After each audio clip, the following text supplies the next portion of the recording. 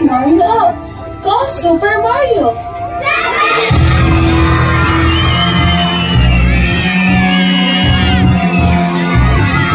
Kids, let's call Super Mario.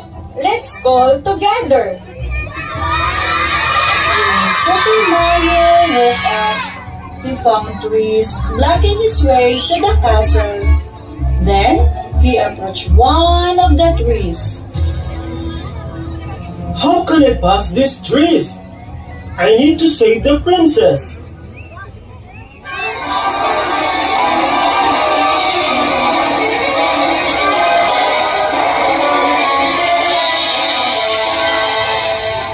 Super Mario tried to escape from the net. Let's all help him.